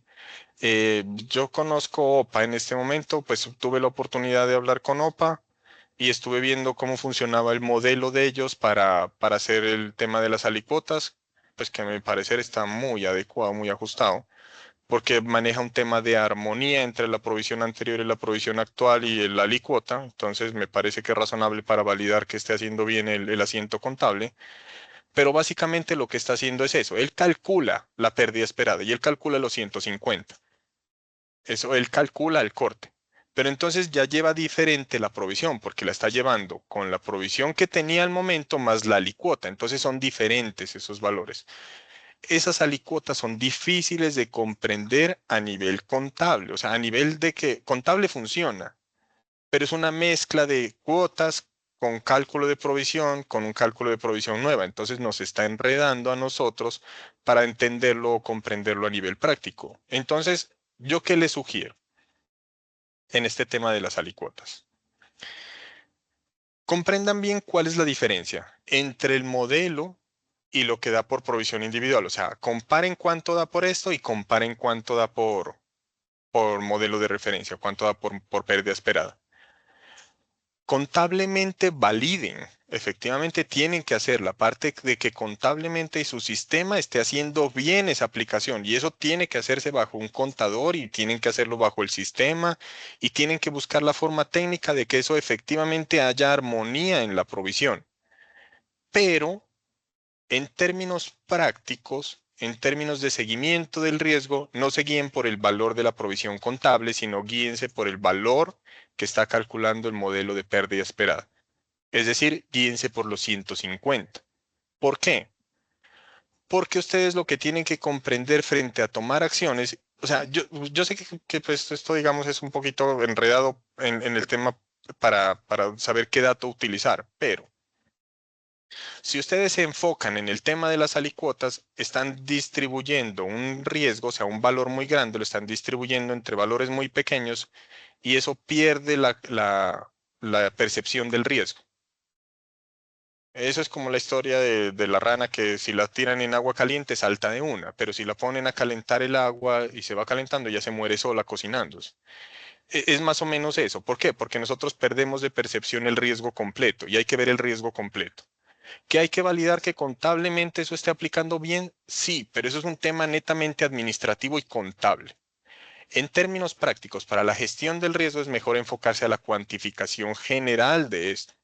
¿Por qué? Porque es un número que nos permite hacer seguimiento en el comportamiento. Es decir, si la provisión individual nos dio 150, listo, pues la provisión por modelo nos dio 150 este mes y el siguiente mes nos da 152 y el siguiente mes nos da 153 y el siguiente mes nos da 156. Lo que estamos viendo es que hay una tendencia de crecimiento, es decir, que nos está aumentando el costo de la cartera. Eso es lo que estamos viendo nosotros en términos de números y cifras, porque es un tema de comportamiento en el riesgo. En cambio, si lo vemos contablemente, estamos viendo los 100 pesos más la alicuota, y la alicuota es una constante. Entonces, no estamos viendo el crecimiento del riesgo. Por eso les digo que el tema de la alicuota es un tema de que contablemente no nos impacte tan duro y tiene toda la racionalidad, porque estamos hablando de un tema financiero. Y es un tema racional en el manejo de que no haya un impacto dentro de la gestión financiera de la entidad. Pero eso se deben encargar los financieros y las administraciones. Las demás estructura organizacional debe enfocarse en cómo se está comportando el tema de la provisión individual a partir de la cuantificación del modelo, o sea, del modelo crudo, no un tema contable. Esa es mi recomendación frente a este tema. No quiere decir que esta sea la única o que deba hacerse así. No, es simplemente un tema para desligar el tema, o sea, para que nosotros manejemos adecuadamente el tema de las alicuotas como una facilidad de ajuste contable, más no es un tema de riesgo. Es un ajuste contable lo que está haciendo la alicuota. No sé, Diana, si es comprensible así el tema. Sí, fue claro. Sí, sí, señor, fue claro. Gracias. Listo, perfecto. Bueno, entonces, ahora sí. Esto, cuando nosotros lo estamos viendo desde este punto de vista tan ácido, nos está preocupando bastante, ¿sí? Porque es un tema de costo. Pero realmente esto tiene muchas bondades también. Esto ya nos exige administrar costo, ya no es eventos, o sea, ya no es, como les digo, o sea, nosotros siempre hemos estado acostumbrados a hacer que esperemos a que entre en mora para gestionarlo, porque efectivamente ella me materializó y ahí ya intervengo. No, y es intervengo cuando se materializó, pero no estoy viendo o no estoy viendo el panorama completo de cómo ha sido el comportamiento de pago. El modelo sí me ve un comportamiento de pago de los deudores. Entonces, matemáticamente nos está volviendo más eficientes para tener información más completa de lo que está pasando. Eso sí no está, muchas gracias. Eso sí nos está mostrando el modelo. Entonces, ahora sí, y nos está dando otro tema muy, pero muy importante, que es la probabilidad de incumplimiento de las deudores. Entonces, aquí vuelve y juega. Nosotros estamos viendo acá en el indicador de mora, los indicadores de mora están pues como media en el 8% para consumo. Pero ¿eso qué quiere decir? Que el 8% es lo que realmente tiene un riesgo de incumplimiento o que pues, nos está incumpliendo con la obligación. Pero el 92% de nuestra cartera se está comportando bien. Y eso es información que nosotros generalmente estamos ignorando. ¿Por qué? Porque no tenemos cuantificado ese valor. Esa probabilidad de incumplimiento, que es lo que yo les decía acá, perdón, acá, cuando yo puedo conocer ese grupo de asociados que tienen probabilidad de incumplimiento 1.5, que es la bajita, es donde yo les determino características. Es decir, yo tengo que ver a ese grupo de asociados que tienen probabilidad de incumplimiento baja y ver qué características tienen. Ah, vea, son empleados. Ah, bueno, llevan más de 3 años trabajando. Ah, vea, tienen tal tipo de condiciones. Ah, vea, viven en este sector. Ah, tienen sociodemográficamente esto. Son casados, son solteros, son qué. O sea, cuando les veo las características de las personas y las condiciones, puedo determinar un perfil del deudor. Y conociendo esa probabilidad de incumplimiento baja de esos perfiles, cuando a mí me llegue alguien a solicitar un crédito, pues yo simplemente lo comparo con lo que yo tengo.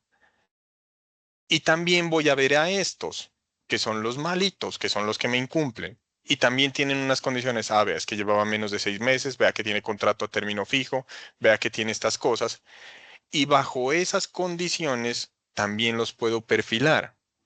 Cuando yo determino perfiles por probabilidad de incumplimiento, es mucho más fácil otorgar un crédito. Si yo ya estoy viendo que una persona que a mí me llega a pedir plata se me ajusta a esta probabilidad de incumplimiento, pues obviamente yo puedo hacer un ajuste de decirle, vea, yo le presto sin garantía, yo estoy dispuesto hasta acá. Pero si yo lo veo en esta condición, pues yo no le voy a prestar sin garantía, o sea, yo no le voy a prestar así si tiene una probabilidad de incumplimiento de estas, o se ajusta a las probabilidades, al perfil de estas probabilidades de incumplimiento. Yo ya le presto bajo otras condiciones mucho más agresivas y tasas de interés mucho más altas, o no le presto. Pero entonces esto lo que nos está dando es información de comprender cómo es la probabilidad de incumplimiento de nuestros deudores para que cuando alguien más solicite podamos enfocarlo a estas probabilidades. Don Jorge Iván, bien pueda, por favor.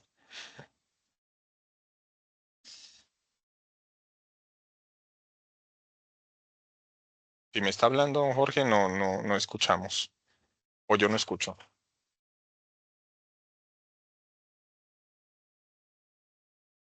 Don Jorge no tengo audio.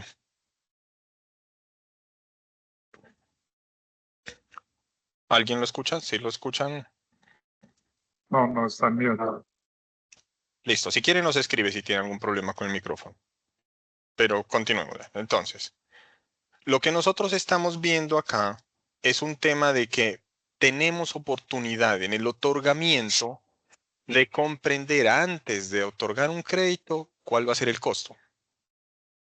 Y eso nos da la probabilidad de incumplimiento por perfil. Entonces es una oportunidad del modelo muy grande. Lo que pasa es que tenemos que hacer un trabajo de fondo, de planeación, de cómo organizar nuestra información. Y esto no es complicado. Si ustedes ya tienen un modelo de cuantificación, ya pueden sacar cuál es la probabilidad de incumplimiento de todos sus deudores. Agrupen los que tienen menos probabilidad de incumplimiento y empiecen a segmentarlos, es decir, ver qué características tienen ellos.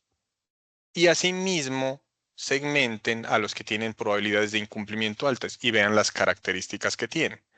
Bajo eso se diseñan perfiles de deudor. Y eso es lo que exige la norma dentro de su condición. Es más, la norma en su inicio, en esto, en la identificación del riesgo, lo primero que aparece es que debe identificarse el riesgo por perfil del deudor. Eso es lo que nosotros tenemos que tener claro. O sea, lo primero para identificar el riesgo está en el perfil del deudor y después viene la medición. Y ahí es donde nosotros, por perfil del deudor, podemos segmentar la probabilidad de incumplimiento.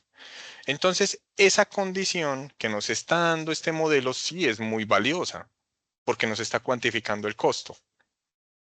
Ahora, este costo de cada obligación en el otorgamiento lo podemos saber antes de otorgar el crédito. Y miren que acá está. O sea, nosotros cuando estamos haciendo este ejercicio, yo no he aprobado ningún crédito. Pero yo ya sé que me va a pedir esto y yo ya lo puedo enfocar acá.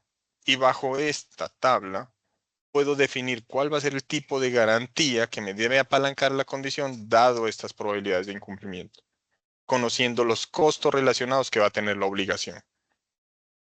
Entonces, en el otorgamiento yo ya puedo conocer los costos de la obligación.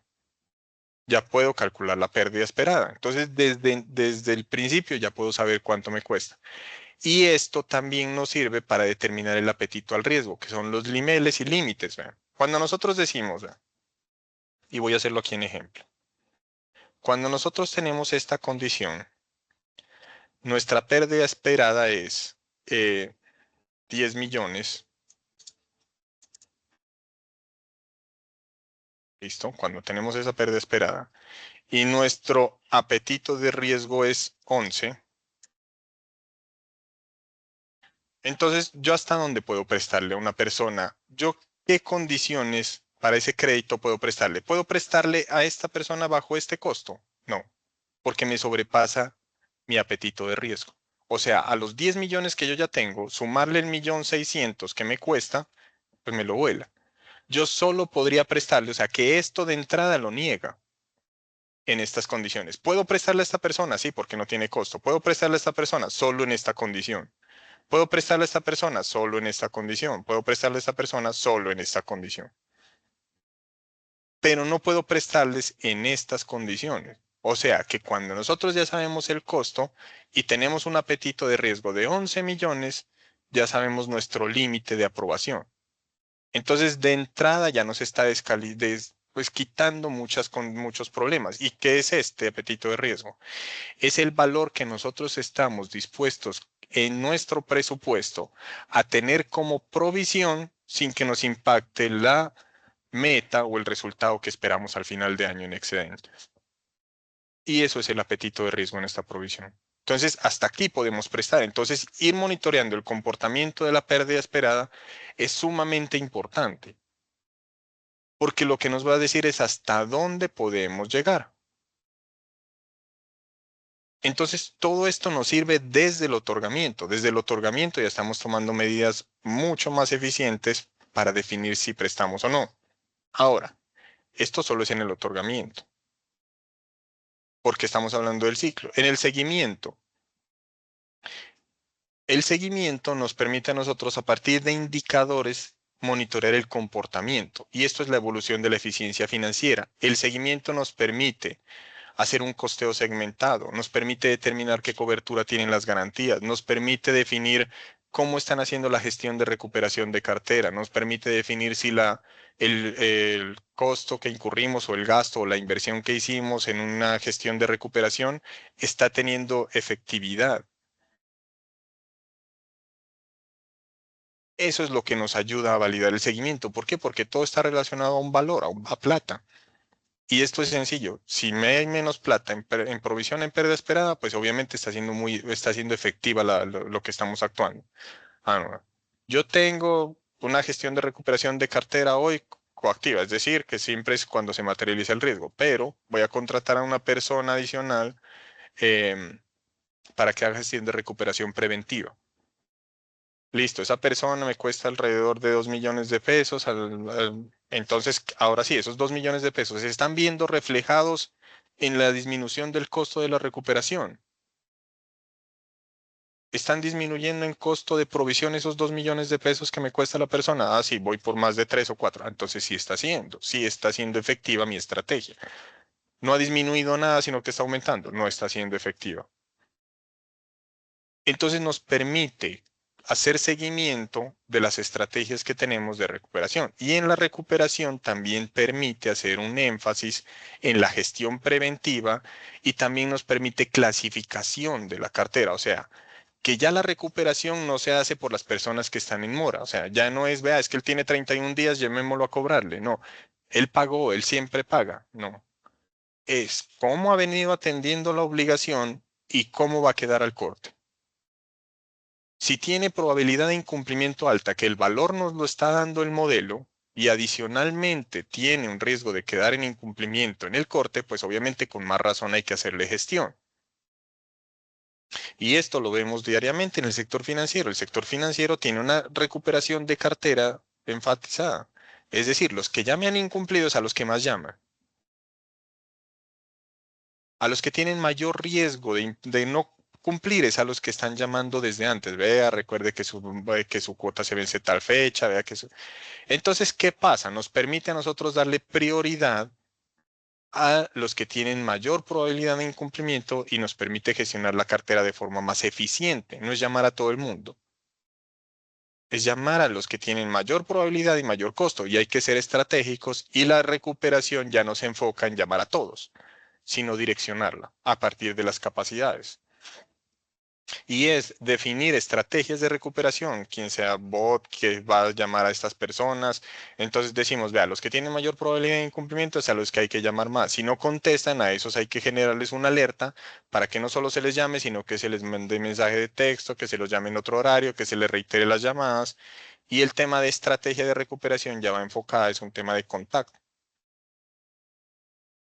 Y esto también tiene un tema de que hay que hacer mucha más énfasis en la gestión preventiva, porque ya nosotros tenemos que proyectar la cartera hacia cómo va a quedar en el corte.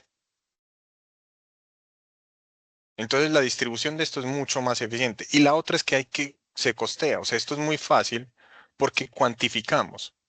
Ah, no, es que nos organizamos las 3 personas y ahora sí, esta persona tiene esta cartera, está haciéndolo así, así, así, y mire que disminuyó su segmento, disminuyó en costo de esta forma. Estaba en tanto, ahora va en tanto. Y por eso les digo, no nos vamos por el contable, sino que vámonos por el modelo de pérdida esperada, porque ese sí es claro el valor. No nos enreda con las alicuotas. Entonces, todo esto tiene. Ahora, sí hay que tener en cuenta que esto cambia. O sea, en resumen, para que nosotros comprendamos esto, esto tiene un impacto muy grande dentro de toda la estructura. Estamos hablando de una afectación de todo el ciclo del crédito a partir del modelo. No es un tema solo contable. No es un tema que ahora la provisión va por otro valor y yo ya no hago nada por acá, ¿no?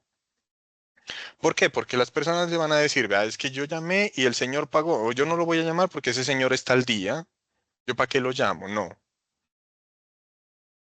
Eso es lo que tiene que cambiarnos a nosotros en el chip de gestión de recuperación de cartera. Y esto reemplaza completamente nuestro chip que tenemos hoy de que está en B, provisionan tanto por ciento. Lo cambia completamente.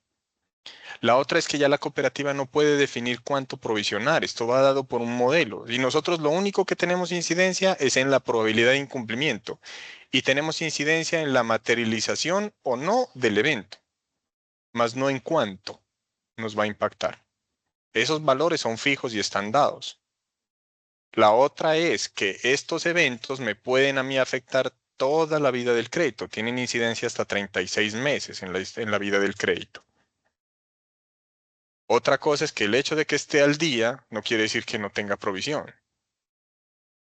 Y no tiene, ponerlo al día no es que sea inmediatamente baja. Entonces, no, es que él ya pagó, entonces para este corte va a bajar. No, se demora. Acuérdense que esto es continuamente, eso está midiendo y la probabilidad de si él no pagó hoy, la vez pasada, pues el mes del corte anterior, y este sí pagó, no quiere decir que la probabilidad de incumplimiento le disminuyó, para nada. Hay menos provisión, pero porque él pagó la cuota, o sea, disminuyó el valor expuesto del activo, pero no disminuyó la probabilidad de incumplimiento. Y la PDI es constante durante toda la vida del crédito. Entonces, poner al día el deudor no es que tenga incidencia inmediata en la provisión. Y la otra es que todas las obligaciones, pues, o mejor dicho, las obligaciones por estar con menos de 30 días de mora no quiere decir que no se provisionen. Hay obligaciones que van a tener provisión y eso lo acabamos de ver. Tiene hipoteca, paga perfectamente su obligación, pero como tiene un tema de deuda y tiene una probabilidad de incumplimiento, siempre va a tener provisión. Y la otra es que realmente la recuperación de cartera ya tiene que cambiar el enfoque, tiene que comprender, ya no es a llamar a las personas para que están en mora se pongan al día, sino que hay que ver cómo se está haciendo su comportamiento de pago y a partir de esas probabilidades de incumplimiento hacer la clasificación de la recuperación de la cartera.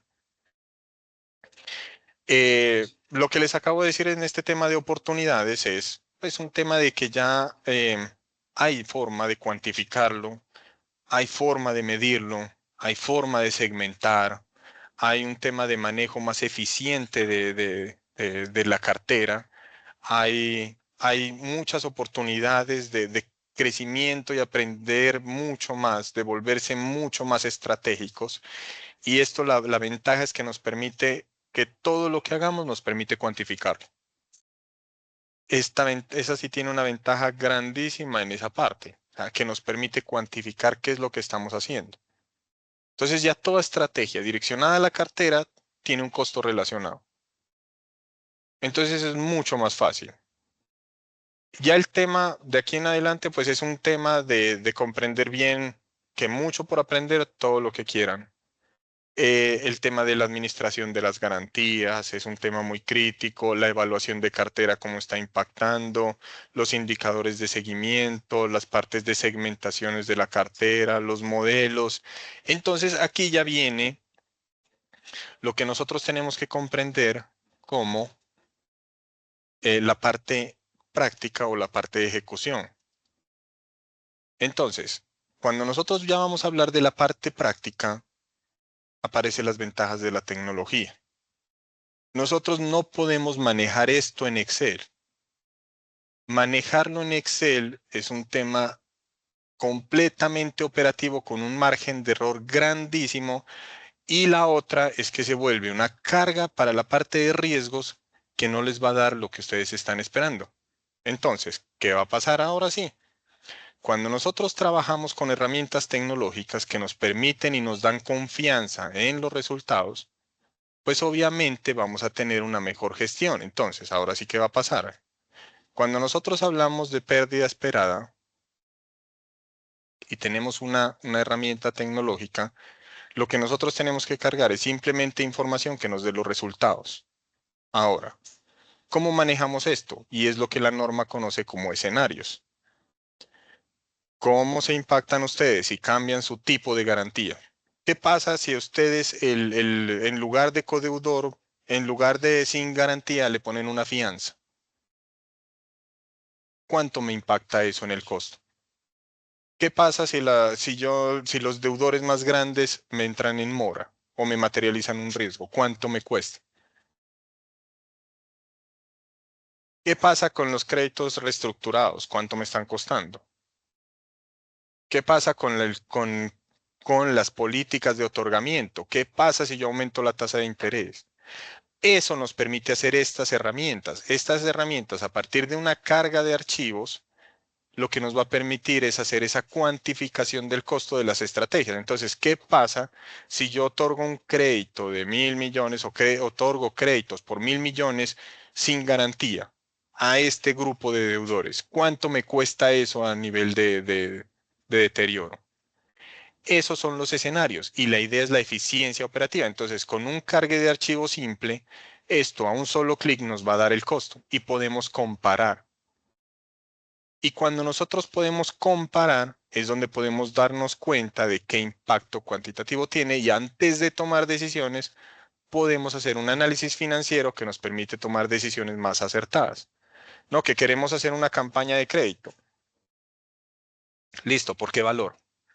Vamos a poner 2.000 millones de pesos en una campaña de crédito y queremos otorgarla a segmentos de deudores que tengan estas condiciones. Listo, ¿eso cuánto nos cuesta? ¿Eso cuánto va a impactar la provisión? Ahora sí, a partir de ese costo de la provisión, eso está dentro del límite y el apetito de riesgo y no nos va a impactar en lo demás. Ah, no. Sí, no. ¿Cuánto esperamos recobrar de eso? A partir de eso, ¿cuánto debería ser la tasa de retorno? O sea, la tasa de interés para esas obligaciones, ¿cuánto deben ser? Ah, no, la voy a enfocar única y exclusivamente a este tipo de deudores con esta probabilidad de incumplimiento y únicamente con estas condiciones de tipo de garantía. Y ahí empiezo a cuantificar los escenarios para hacer estrategias de colocación. Entonces, todo esto sirve para la gestión estratégica de colocación de cartera. Pero entonces hay que tener, son herramientas que nos permitan a nosotros cuantificar. Y no podemos confiarnos en un tema de Excel porque dígale al de riesgos que genere la tabla y vaya y simule este crédito allá o simule estos créditos allá y vea cómo nos impacta. Y pues, o sea, eso ponerlo dentro de un Excel, la margen de error que tiene por la cantidad de variables que está analizando, es una cantidad de impacto impresionante. Entonces, para eso es que utilizamos herramientas tecnológicas. Nosotros estamos trabajando y nosotros disponemos GCRIS. GCRIS es una plataforma que está generando un solo clic bajo una estructura. También nos está generando el Excel, que es toda la data que nosotros estamos analizando. Y a partir de esto, vamos a ver la clasificación de la cartera. Entonces, miren que cuando nosotros tenemos esto, Miren que aquí está la sábana de información con todos los datos y nosotros aquí podemos enfocarnos en un ordenar de la mayor a la menor. Estos son los malos y hacia abajo están los buenos, los que tienen menos probabilidad de incumplimiento. Y con esta sencilla filtro podemos organizar a nuestros deudores y agruparlos. Y eso es segmentar la cartera. Entonces todo queda a un solo clic y queda dentro de herramientas tecnológicas. Asimismo podemos ver cuál es el costo de las obligaciones relacionadas, cuáles son los más costosos y simplemente yo ordeno y ordeno no por probabilidad de incumplimiento, sino por pérdida esperada de mayor a menor.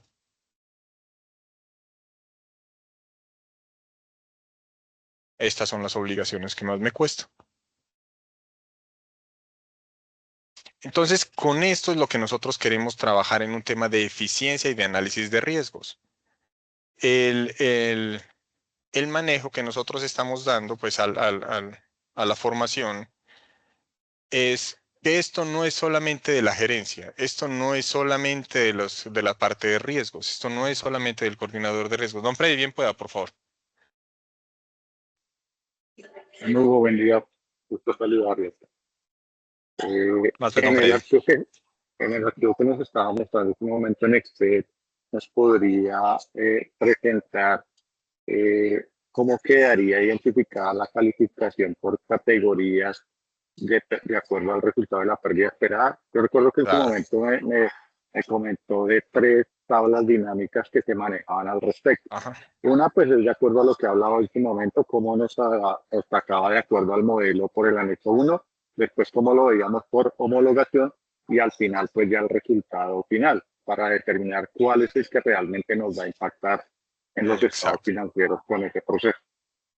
Entonces esto es ya. Nosotros lo que vamos a hacer es en una tabla dinámica sencillamente que nos diga, esta es la calificación homologada, aquí están las calificaciones homologadas y vamos a verle esta es saldo. Saldo. Listo. Entonces aquí esta es por un lado la de homologada. Entonces simplemente voy a copiar esto. Entonces esto es calificación y esto es saldo. Entonces aquí vamos a hacer esto. Bueno, permítanme, yo creo que aquí me falta un pequeño detalle y es el tema de las que están, estas en blanco son que no entran dentro del modelo, son carteras de otro tipo. Son carteras creo que si no estoy mal, es comercial, persona jurídica, si no estoy mal en esta base de datos. Entonces nos tocaría hacerlo bueno, pues para practicidad vamos a quitarlo simplemente por ahora. Y vamos a hacerlo en este orden para que lo hagamos en ejercicio simplemente. Y esta es la homologada, sería la final, y esta es, vamos, calificación por modelo, y la calificación por modelo nos da esto. Yo sé que aquí me va a fallar en los valores, pero no hay tantos para mostrarles nada más.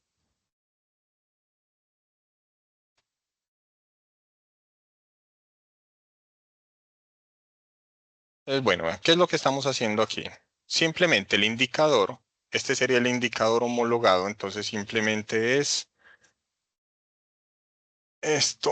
Vamos a ponerlo aquí en valores para que vea mejor.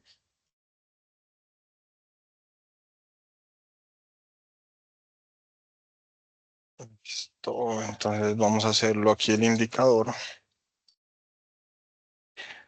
Entonces, vamos a verlo acá.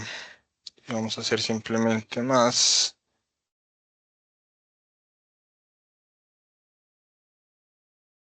Perdón.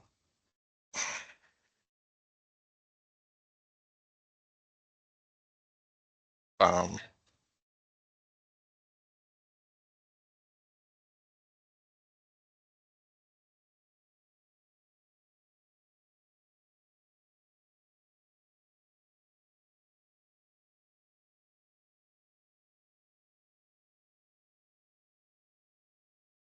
Y este pues sería nuestro indicador frente a un indicador de acá. Entonces, ¿qué es lo que nos está mostrando? Lo que estamos haciendo es que este indicador de cartera, estos son saldos capitales, no tiene absolutamente nada que ver con la provisión, o sea, esto no tiene nada que ver con el costo, o sea, esto que está provisionando la A no tiene nada que ver con un porcentaje ni absolutamente nada, sino que el indicador de cartera es la cartera, los saldos capitales que están en estas calificaciones sobre el total de la cartera. Entonces, esta es por modelo y esta es por la homologada. Entonces, por modelo siempre va a ser mayor, porque la homologación lo que va a hacer es bajarle por los días de mora un tema de calificación, como lo estábamos viendo acá. Entonces, las calificaciones, lo que está haciendo, por ejemplo, ahí por modelo pudo haber quedado en B, pero como estaba con menos de 30 días de mora, lo baja a A. Eso es lo que está haciendo. Esta sola línea, básicamente esta linecita de aquí, lo que nos está diciendo es, vea, esta cartera que estaba en B, por modelo, la va a bajar a A porque no tiene más de 30 días de mora en el corte, independiente de lo que haya provisionado por allá, aparte totalmente. Pero lo deja en A y asimismo lo califica y asimismo lo va a llevar a este valor de acá, o sea, él lo va a poner acá, independiente de lo que haya provisionado, pero lo está calificando así. Eso es lo que está haciendo para generar el indicador de mora. Entonces, mientras acá está ubicado en este, que aquí sí incide en el indicador, acá no, porque lo homologó. Don Freddy, no sé si así esté más completa la respuesta. Sí, Hugo, pero digamos que en mi concepto tendría yo que a un comité de riesgos o a la junta directiva presentarle ambos resultados por modelo y Claro. ¿cuál Pues fue el vea, otro? a ellos Perdón, modelo y contablemente es este. O sea, contablemente es este el que va a tener usted que llevar. Esta es la calificación contable y esto va después de todo el proceso. Recuerden que nosotros hicimos todo un proceso que fue llevar y hacer todo esto, de hacer puntaje, hacer calificación, alineación, probabilidad, valor, y luego homologación. O sea, cuando ya hicimos todo este proceso nos está dando esa calificación definitiva, pero eso incide en la clasificación de la cartera a nivel contable, o sea, a dónde va a ir, a la 10, a la 15 o a la 0,5, pues, o sea, eso es lo que va a permitir determinarme esa obligación a cuál va, más no tiene nada que ver con la provisión. La provisión, como les digo, va totalmente aparte. Eso es lo que sí hay que tener en cuenta. Entonces, cuando nosotros estamos viendo sí lo que estamos viendo es que la calificación sí da por una metodología completa y hay que tenerlo en cuenta, es así. Hay que decirles, vean, lo que pasa es que esto ya no es como estábamos acostumbrados a arte, que simplemente yo este valor lo multiplico por el 1% y eso me da la provisión. No, ya no es así. Eso ya tiene una provisión calculada por un modelo totalmente independiente, que no tiene nada, pues, o sea, no es que sea que porque tenga esa calificación provisiona tanto, no. Hizo un proceso, provisionó y después le dio la calificación. Y así la clasifica contablemente. Y esto es lo que nos da un indicador a nosotros de cartera, que es el que tenemos que estar monitoreando como entidad. Esto nos interesa a nosotros como entidad. ¿Qué indicador tenemos como entidad? Pero no tiene nada que ver con la provisión. Y esto es lo que a nosotros nos mide realmente en pues cuando, por ejemplo, la cooperativa va a pedir un crédito a una entidad financiera, pues o a uno de segundo nivel, lo primero que le ven es esto, cómo está clasificada la cartera y cómo viene evolucionando esto. Eso sí es totalmente para eso. No es que sea un tema de que esto provisione, pues, esto no provisiona. Y hay otro dato que hay que tener en cuenta. Esto se llama calificación o indicador de riesgo. ¿Por qué? Porque está fundamentado en un análisis de riesgo, pero hay otro indicador que sí hay que tener en cuenta, que es por días de mora. Entonces, hay otra cuestión que hay que hacer, otra medición diferente, que es esto, que es ver por la mora actual que tenga la obligación, que sería, en este caso como es consumo, más de 30 días de mora, toda cartera que tenga más de 30 días de mora, veámoslo acá, permítame ver si lo puedo sacar aquí rápido, intentemos.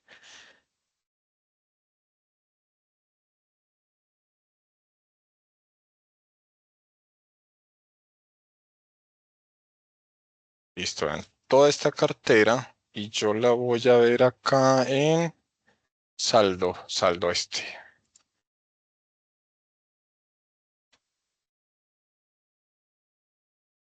¿Qué valor es el que necesito sumar?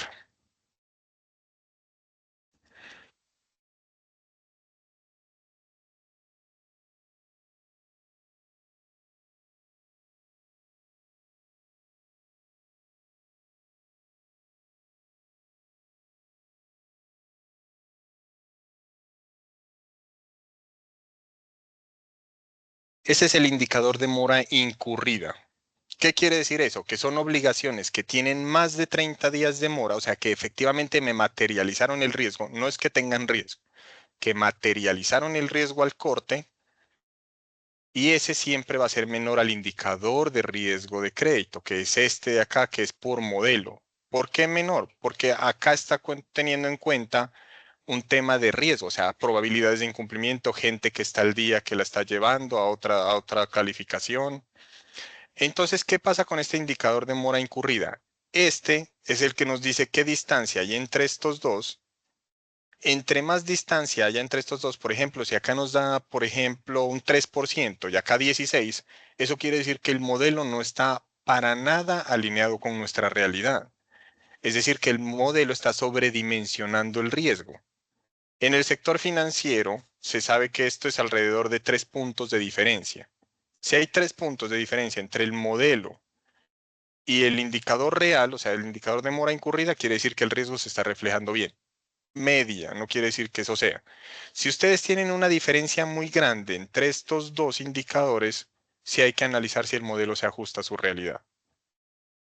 Porque eso sí hay que tenerlo en consideración. Esto sí es mora incurrida y esto es mora por riesgo. Pues es indicador de riesgo y este es indicador por mora incurrida. Aquí estamos ignorando alineaciones, estamos ignorando arrastres, evaluaciones de cartera, reestructuraciones, todo eso lo estamos ignorando acá. Pues ignorando para cuantificar. Ahí, don Freddy, sí es más claro. Sí, Hugo, muchas gracias. Listo, perfecto. Bueno, como el tiempo ya nos alcanza, entonces, permítanme, por favor. Aquí le doy espacio a mi compañero, a don Leandro. El doctor Leandro, pues les va a hablar un poquito de lo que es garantías comunitarias. Y les agradezco infinitamente, muy amables. Bueno, muy buenos días. Muchísimas gracias, Hugo, por esa excelente intervención. Espero hayan aprendido muchísimo. Ustedes saben que nosotros somos un aliado estratégico hace 17 años en programas de desarrollo para todo el sector cooperativo, sector, digamos, solidario. Hoy estamos en el sector real incluso con temas de SagriLab. Extendemos la invitación, pueden escanear el código QR. Nosotros en este momento nos encontramos conectados algunas personas del equipo comercial, Iris Pomar, Lina Gil, Marisol Hurtado, Alejandra Bolívar y quien le habla, Alejandro Varela, que estamos dispuestos a atender cualquier solicitud. Todo esto que ustedes acaban de ver tiene un soporte tecnológico, digamos, y no solamente, digamos, una buena asesoría. Hugo hace parte de ese gran equipo de consultoría que nosotros tenemos en este momento. Les podamos dar todo tipo de asesoría, podemos resolver cualquier tipo de inquietud que se les haya generado en el transcurso de esta charla. Nosotros contamos con todo el sistema completo de gestión integral del riesgo y rentabilidad, asesorándolos y prestándoles el servicio, digamos, tecnológico de base como soporte para SARLAF, SagriLab para el sector real, SARO, SARM, SARL, SARC, Y adicional, unas coberturas bastante interesantes, unas coberturas dinámicas y digitales con las que nosotros contamos. Recordemos rápidamente que nosotros, digamos, somos muy competitivos en el mercado porque no establecemos en ningún momento, digamos, alteraciones de las políticas de otorgamiento de crédito de ustedes. Nosotros nunca les vamos en ningún momento, digamos, a condicionar las políticas de otorgamiento. Pagamos las obligaciones entre 9 y 40 minutos máximo que ustedes nos reporten. Y nosotros con demasiado gusto pues estamos a su disposición. Pueden escanear el código, ahí van a tener los datos de contacto. Yo me encargaré de que sea Iris, Lina, Marisol, Alejandra o quien les habla, los contactemos y eventualmente les hagamos una oferta bien interesante. Nuestras garantías son muy competitivas. Hay unos modelos muy tradicionales en el mercado. Nosotros en este momento contamos tanto con los modelos tradicionales de cobertura como con unos modelos bastante, digamos, innovadores. Nosotros contamos con la cobertura Monte Carlo, que es una cobertura que a ustedes los va a llevar a que puedan tener una comisión del 1 al 12% según el nivel de riesgo que arroje el cliente en el scoring. Eso, digamos, nos va a llevar de la mano a que nuestra entidad parametrice los riesgos frente al tema de cobertura y eso va a traer unos beneficios bastante interesantes para la entidad. Tenemos la cobertura para operaciones rotativas, la cual no se cobra por comisión anticipada, sino sobre los saldos utilizados de ese tipo de operaciones para tarjeta de crédito y rotativo, y eso trae un mayor valor en lo que respecta a la competitividad de este tipo, digamos, de fianzas en el mercado, y tenemos garantías para operaciones de retanqueo. Entonces, pues muchísimas gracias, agradecerles a todas las entidades que estuvieron conectadas. Veo que hubo bastantes entidades del eje cafetero que hace poco estuvimos visitándolos en la región. Muchísimas gracias por estar todos ustedes conectados.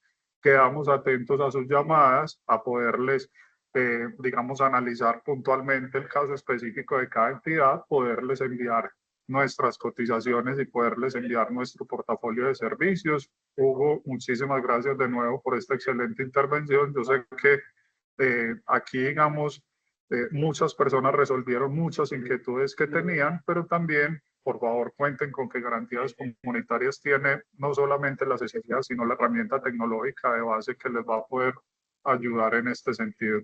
Muchísimas gracias a todos, les deseamos un excelente día y esperamos, digamos, su mensaje. Recuerden, por favor, que las personas que se inscribieron en el link que nosotros enviamos van a recibir, digamos, el soporte de esta conferencia, van a recibir nuestras memorias y los seguiremos invitando a nuestros próximos webinars que en diferentes áreas relacionadas con temas de riesgo, tema legal, temas de cobertura, nosotros constantemente, las empresas fintech que hoy están en el mercado y todos esos riesgos que también, digamos, dentro de nuestras plataformas como GC Bloomris, que es una plataforma, digamos, que acompaña toda la plataforma de riesgos, nosotros estamos en disposición de poderlos capacitar y orientarlos en este sentido. Muchísimas gracias a todos y que tengan un excelente resto de semana.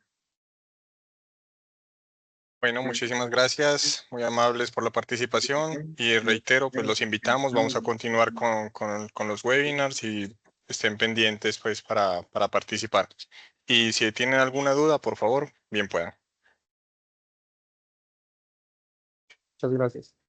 Muy amables, muchas gracias. Muchas gracias. Muchas gracias. Feliz día a todos. Gracias. Muchísimas gracias, muy amable, muy interesante la conferencia. Con todo gusto.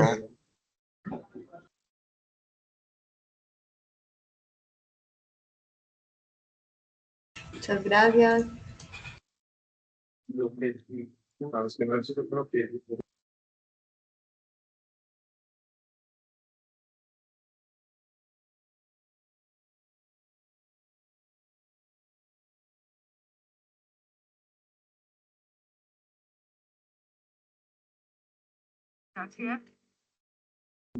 Mucho gusto.